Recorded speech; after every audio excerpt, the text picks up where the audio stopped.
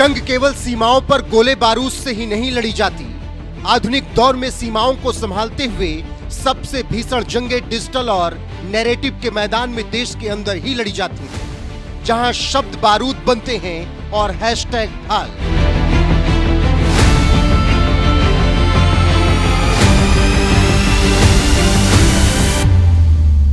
लेकिन सोचिए, जब विरोधी कुनबा आपके गढ़ पर शब्दों के गोलों से हमला बोल रहा हो, मर्यादाओं का चीर हरण कर रहा हो, और उस वक्त आपकी डिजिटल सेना ऐसी कमरों में मखमली सोफों पर बैठकर सैलरी का पॉपकॉर्न चबा रही हो, तो जीत किसकी होगी? जी हां, हम बात कर रहे हैं भारतीय जनता पार्टी की उस बहुचर्चित आईटी सेल की, जिसे कभी राजनीति में डिजिटल क्रांति का सबसे बड़ा योद्धा कहा जाता था, लेकिन आज वो केवल मौज के टापू पर सो रहा है।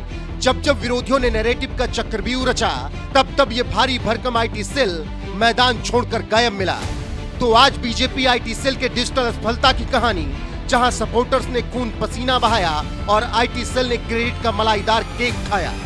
शुरुआत करते हैं कॉकरोच जनता पार्टी के उस प्रदर्शन से, जहां विरोध का नाम लेकर मर्यादा की धज्जियां उड़ा दी गई, धारा 370 को बहाल करने की वकालत हुई, भगवान राम का अपमान किया गया और भारतीय सेनाओं पर ही सवाल खड़े कर दिए गए।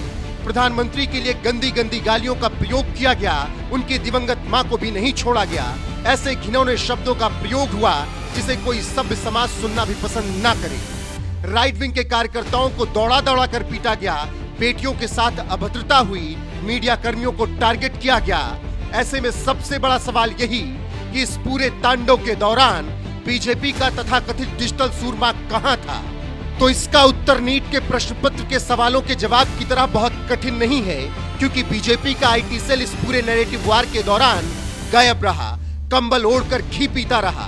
विरोधी नैरेटिव की आंधी चला रहे थे और आईटी सेल का डिजिटल सूरमा अपनी ही मस्ती में मगन रहा, और मैदान में लड़े तो सिर्फ कुछ इन्फ्लुएंसर्स और आम समर्थक। अंत में परिणाम क्या हुआ?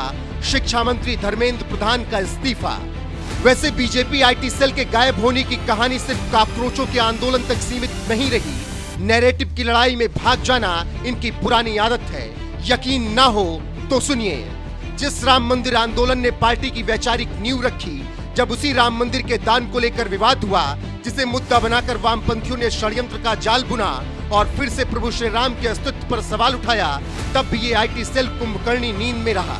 दान विवाद को मुद्दा बनाकर नैरेटिव गढ़ा गया और अयोध्या की पवित्रता और जन जन की आस्था पर सीधे सवाल दाग दिए गए। विपक्ष ने इस झूठे गुब्बारे में हवा भरी और पूरे देश में भ्रम का रायता फैला दिया। लेकिन अफसोस, आईटी सेल फिर भी नहीं जागा, क्योंकि बीजेपी आईटी सेल को नींद किसान आंदोलन के समय ही लग गई थी। उस वक्त विपक्ष और राजनीतिक किसान संगठनों ने दिन रात एक करके इस बात को पत्थर की लकीर की तरह स्थापित कर दिया कि 3 कृषि कानूनों कारपोरेट परस्त हैं, इनसे मंडियां और एमएसपी खत्म हो जाएगी। लेकिन इस नैरेटिव का मुकाबला करने के लिए बीजेपी आईटी सेल के पास क्या था? जवाब कुछ नहीं। परिणाम ये हुआ, मोदी सरकार को पीछे हटना पड़ा। खैर, गलतियों से सबक न लेने का खामियाजा 2024 के आम चुनाव में भी भुगतना पड़ा था, क्योंकि सत्ता पक्ष ने 400 पार का नारा क्या दिया, विपक्ष ने इसी पर नैरेटिव गढ़ दिया। नैरेटिव ये कि अगर 400 सीटें मिली तो बीजेपी संविधान बदल देगी, एससी एसटी ओबीसी का आरक्षण छीन लेगी।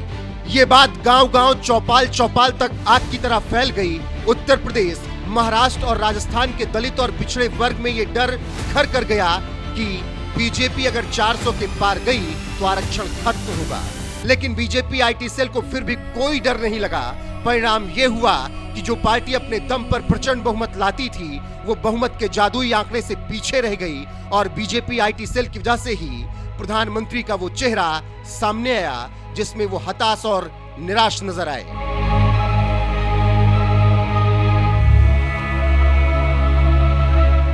हाँ, ये सच है कि पीएम मोदी का ये मायूस चेहरा सामने आया और उसके बाद बीजेपी लगातार जीतती रही। यहाँ तक कि बंगाल में भी प्रचंड जीत हुई, लेकिन बीजेपी आईटी सेल की वजह से नहीं। मोदी समर्थकों ने मायूस चेहरे पर मुस्कुराहट वापस पहुंचाई। लेकिन रुकिए, कहानी यही खत्म नहीं होती। बीजेपी आईटी सेल के अभी और बड़े कारनामे हैं। जैसे सेना में युवाओं के लिए लाई गई अग्निपथ योजना को विपक्ष ने चुटकी बजाते ही यूज एंड थ्रो और भविष्य से खिलवाड़ साबित कर दिया। इसके बाद देश भर में ट्रेनें जली, हिंसक उपद्रव हुए, लेकिन आईटी सेल फैक्ट्स के साथ युवाओं को समझा ना सका। यही हाल सीएए और एनआरसी के वक्त हुआ। कानून था नागरिकता देने का, लेकिन नैरेटिव बना दिया गया नागरिकता छीनने का। इसी तरह पीएम मोदी को आतंकवादी तक कह दिया गया, लेकिन बीजेपी आईटी सेल उस पर भी खेल नहीं सका। झारखंड में पेपर लीक हुआ, बीजेपी आईटी सेल सोया रहा। कांग्रेस शासित राज्य केरल में बच्चों पर पुलिसिया कार्रवाई हुई, बीजेपी आईटी सेल फिर भी सोया रहा। ऐसे अनगिनत मौके आए जब विरोधियों ने खूब नैरेटिव गढ़ा और प्रधानमंत्री नरेंद्र मोदी और उनकी सरकार की छवि पर कालिक पोतने की कोशिश की, और हर बार बीजेपी का आईटी सेल अपनी नाकामयाबी पर पर्दा डालता रहा। ऐसे में सवाल उठना लाजमी है, क्या आईटी सेल ने यह मान लिया है कि उसकी सैलरी का बोझ कुछ स्वतंत्र इन्फ्लुएंसर, यूट्यूबर और जमीनी मोदी समर्थक ही उठाएंगे? क्या आईटी सेल का काम सिर्फ इतना रह गया है कि जब कोई आम समर्थक अपनी मेहनत से कोई नैरेटिव सेट करे तो उसकी वीडियो शेयर करके साहबों को रिपोर्ट भेज दी जाए कि सर हमने काम कर दिया? खैर, अगर डिजिटल युग में आईटी सेल जैसे ढाल में ही छेद हो तो तीर सीधे राजा को ही लगते हैं। वैसे भी सच तो यही है कि जो सेना केवल तनख्वाह के लिए लड़ती है, वह नैरेटिव की जंग कभी नहीं जीत पाती।